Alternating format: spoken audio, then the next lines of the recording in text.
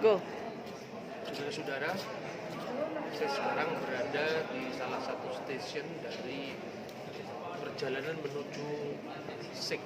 Sik itu adalah harta karun yang ditinggalkan oleh kaum Nabatean. Dan dalam perjalanan yang sangat eksotik dari atas sampai ke puncak kuilnya, yaitu yang dikenal dengan Sik, itu ada banyak sekali peninggalan yang berupa semacam tempat-tempat kultus atau tempat-tempat memuja para dewa dan dewi kaum Nabatean. Siapakah kaum Nabatean? Menurut Josephus, ahli sejarah Yahudi di abad pertama, Nabatean berkaitan dengan nama Nebayot, putra dari Ismail.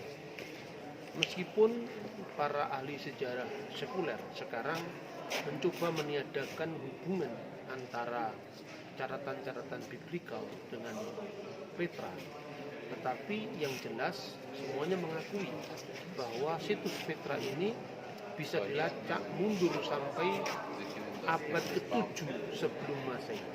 Itu berarti apabila disinkronkan dengan kronologi Bible berasal dari abad ke-7, itu berarti pada zaman Nabi Yesaya.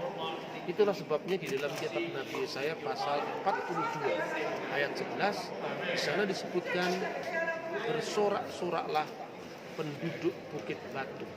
Dan kata Bukit Batu itu dalam bahasa Ibrani adalah Shelah, yang ketika Alkitab Torah, Nevim, Ketuvim atau yang dikenal dengan Perjanjian Lama dalam terminologi Kristen itu diterjemahkan di dalam bahasa Yunani yang akhirnya dikenal dengan Septuaginta, maka kata Shelah diterjemahkan dengan Petra. Dari sinilah kita mengenal kata Petra, dan kata ini sangat populer dan sekarang menandai satu situs batu karang merah yang termasuk dari 7 keajaiban dunia yang dikenal dengan Petra. Nah, saudara-saudara, orang-orang Petra pada saat itu sebagai tempat di mana kaum Kedar dan kaum Nebayot yang tidak lain secara genealogi biblikal masih keturunan Ismail, itu mereka mendirikan kerajaan yang cukup besar, yaitu kerajaan Nabatean. Dalam kerajaan Nabatean itu tentu kalau kita membaca dalam Alkitab, Ismail adalah menyembah Tuhan yang sama yang disembah oleh bapaknya, yaitu Abraham, dan para kerabat mereka, yaitu Ishak dan Yakub.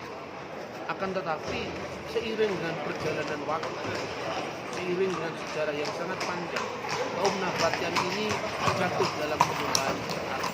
Dan kita mengenal tempat ini dulu merupakan tempat berkumpulnya dari banyak bangsa, karena ini termasuk jalur perdagangan. Bangsa Roma sulit menaklukkan kaum Nabatean sampai kira-kira abad pertama setelah Masehi. Kenapa mereka sulit menaklukkan? Tadi kita melihat ada saluran-saluran air yang berfungsi untuk menampung air hujan, dan melalui air-air hujan itu mereka bisa menyiapkan cadangan untuk mereka bertahan hidup ketika itu musim kering. Bangsa Roma sulit menaklukkan kaum Nabatean karena mereka tidak tahu jalur air. Ketika jalur air itu ditemukan, saluran air ditemukan, maka bangsa Nabatean akhirnya ditundukkan. Nah, setelah bangsa Nabatean ditunduk di bawah Roma, maka jalur perdagangan itu tampaknya pindah ke Arab Selatan. Sehingga mulai saat itu Mekah menjadi jalur perdagangan antara Yaman di Arab Selatan dan Syam atau Syria di Arabia Utara. Para ahli sejarah Romawi menyebut ada 3 jenis bangsa Arab yang disebut sebagai Arab Felik di selatan, Arab Desirta yang ada di tengah, yaitu Arab Padang Gurun, dan Arab Petra yang tempatnya sekarang ini kita saksikan. Menariknya, nama-nama dewa, dewi dalam pandangan suku Quraisy, yaitu suku yang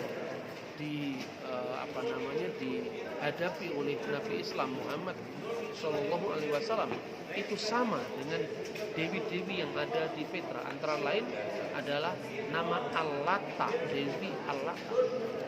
Hanya bedanya di dalam masyarakat Petra ini, Tuhan yang tertinggi mereka namakan Dusara.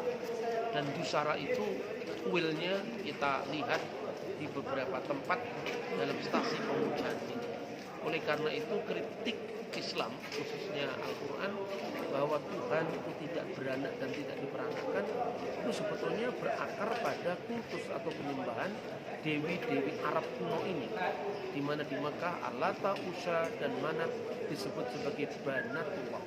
Itulah sebabnya seharusnya orang Kristen tidak perlu tersinggung ketika saudara Muslim mengatakan bahwa Allah itu lam yalid wa lam yulad wa lam yakul lahu kufuwan ahad.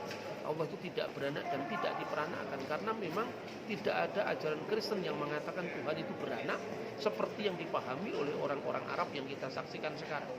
Ungkapan anak Allah bukan baru muncul pada saat gereja berinteraksi dengan kaum pagan, tetapi anak Allah merupakan ungkapan di dalam pengharapan mesianik Yahudi, seperti yang nanti kita saksikan di temuan-temuan Qumran, antara lain dalam sebuah naskah yang dikenal sebagai The Son of God, atau anak Allah. Manuskrip anak Allah itu disebutkan sebagai satu tafsiran dari kitab Daniel pasal 7, Bereh di el yetamar ubar elyon hikrones. Mereka akan menyebutnya dengan anak Allah, dan mereka akan memanggilnya dengan anak Allah yang maha tinggi. Itulah sebabnya ungkapan anak Allah tidak berarti Allah itu beranak, tetapi bagian dari pengharapan mesianik Yahudi tentang kedudukan sang Mesias, yang di dalam iman Kristen dipahami sebagai monogenes theos atau putra tunggal. Lewat penggalan-penggalan sejarah, baik itu secara sekuler maupun secara yang tercatat dalam Alkitab, kita bisa lebih memahami lagi bahwa iman itu tidak muncul di ruang hampa, tetapi iman selalu muncul dalam interaksi historis yang bisa dijelaskan satu sama lain, dan itu akan memperkaya pemahaman iman kita. Tuhan memberkati kita, insyaallah.